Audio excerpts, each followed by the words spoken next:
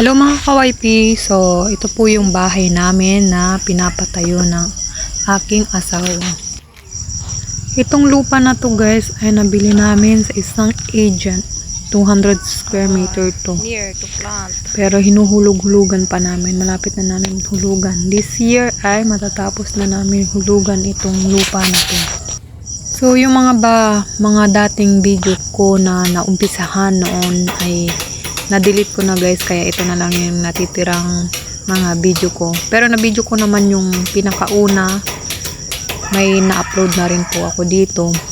Balikan nyo na lang po, i-scroll nyo na lang po para makita nyo kung paano nag-umpisa ang bahay na ito.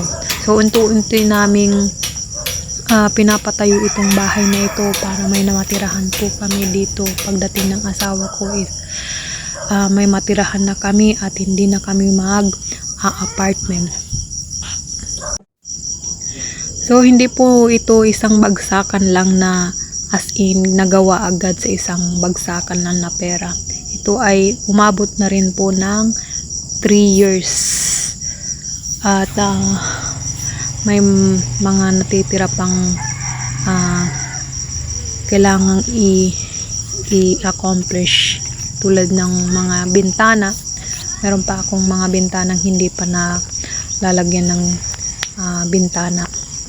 So, yung sa loob naman ay kailangan pang pataasan kasi medyo mababa. Baka bahain.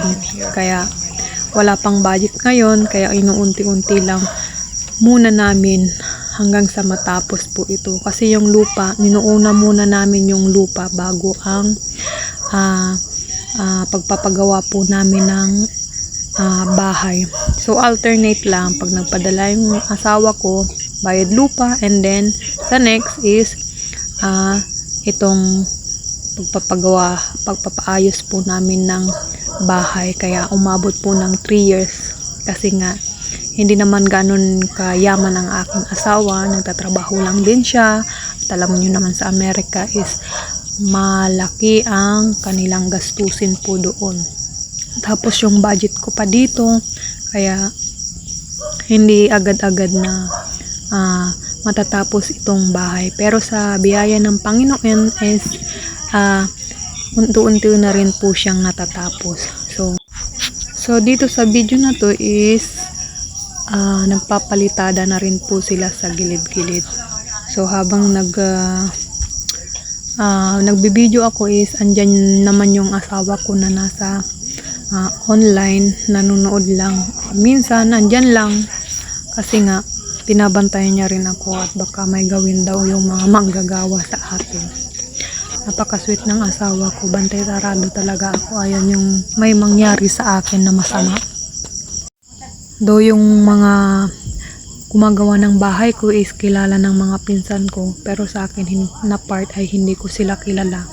Pero ilang beses ko na rin silang tinatawagan para gumawa ng aking bahay. Pa-stop yung paggawa ko, kaya pag mayroong budget tinatawagan ko sila.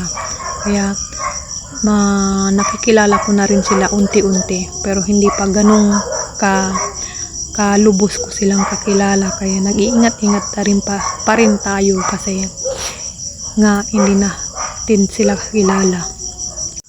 So ito yung kabuuan ng aking bahay. Hindi ko alam kung anong ilang square meter po yung aking bahay. Basta ang lupa namin is 200 square meter. So ayan po, dyan po is nagpagawa muna ako ng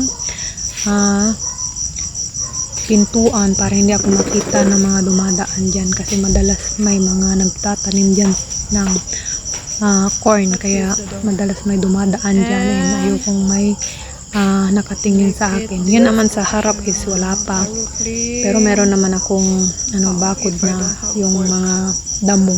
Pinalaki ko talaga yan para maging bakod ko pansamantala kasi nga wala pang budget na pang bakod. That one and that one only.